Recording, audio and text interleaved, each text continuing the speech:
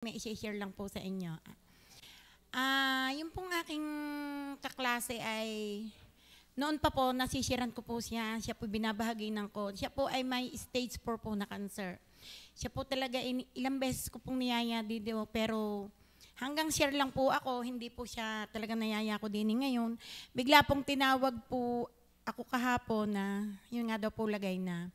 E di nagpunta nga po ako. At yun nga po, nakapag-share sa kanya, sabi ko sa kanya ay manalangin ka, humingi ka ng tawad sa Panginoon. Walang imposible sa Panginoon na ikaw ay bagamat nakarating ng ganyan, malay mo, ikaw ay mapagaling niya, basta ikaw ay humingi ng tawad, magsisi ka. Sabi ko, mag-pray ka lagi, sabi kong ganon. Ang akin pong pasalamat doon ay, yung lagi pong sinasabi rin ni Brother Henry kapag siya po ay nagsusong leader dito o siya po ang nagano na, tayo ay aawit sa Panginoon, kayo ay ngumiti, pasalamat tayo at wala tayo sa hospital, nakaswero, malakas ang ating katawan. Yun po ang aking pinagpapasalamat na, salamat po, tayo po ay nandito po, tayo po ay malakas ang katawan, hindi po tayong nasa banig ng karamdaman, na katulad po nung aking dinalaw kagabi na, tunay nga na, isipin na lang natin yung pagkakasakit noon na, yung pong, kung tayo po'y manghihina, yun, kung tayo po'y manghihina, kung ako po'y manghihina, isipin ko na lamang po yung kalagayan niya. Ay sino po ako para ako po'y hindi magpatuloy sa Panginoon. Kaya pasalamat tayo, tayong katawang lupa napapagod, yun nga makina pag napagod, nag-shutdown. Tayo napapagod, pero iba pa rin yung kagaya natin na tayo nakakilala sa Panginoon, na tayo nagpapatuloy ng pag-serve sa God.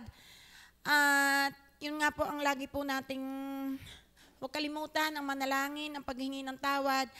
At pasalamat tayo sa Panginoon lagi na tayo sa dinami-dami ng tao sa mundo. Tayo ay kanyang pinili. Tayo ay dito napapunta sa tunay na simbahan, sa tunay na aral.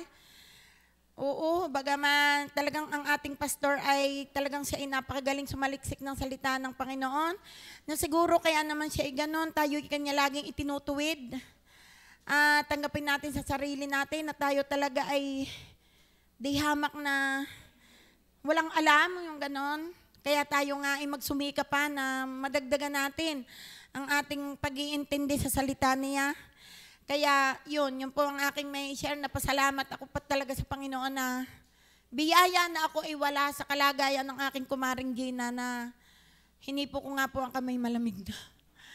Sabi ko basta ang aking, sabi ko po doon sa anak, sabi ko, kilala mo ga ako? Si Maring Chari, sabi nga noon. Sabi ko, sige, ikaw ay kakain ha. Pero bago ka kumain, ikay mananalangin muna lagi ha. Ikay humingi ng tawad. Yung kagabi nung nag-video call kami, sabi nung anak, nakakain daw naman ng 3 kutsarang lugaw. Tapos kaninang umaga, aking tinawag uli, kumain daw uli ng 3 kutsara at yun daw ay bilin ko. At siya po kanina ay iniluhod ko. Siyempre, di kaya sabi po, magmahalan. Atin pong ipanalangin ng may mga may sakit. Siya po iniluhod ko sa Panginoon na, yun, siya po ay, hindi nga po tayo makakapaghari sa Panginoon. Siya po may alam ng ating buhay. Pero kung didinggin po ng Panginoon ng aking dalangin na siya ay madugtungan pa ng buhay, ay isa pong napakalaking biyaya po noon. Ako pinawala ang sa gayong kalagayan. Kaya salamat po sa Panginoon at tayo po ay sama-sama na masaya na naglilingkod sa Kanya. Salamat po.